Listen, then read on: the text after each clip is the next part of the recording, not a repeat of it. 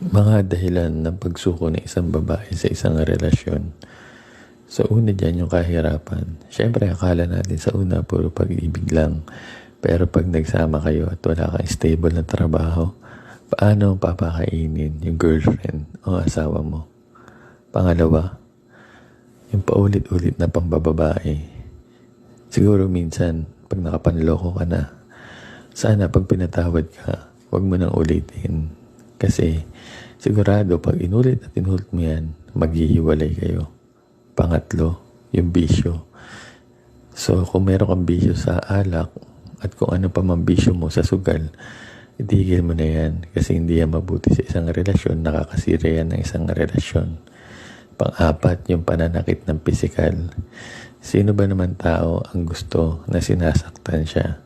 Siyempre magsasawa rin yan. At sigurado,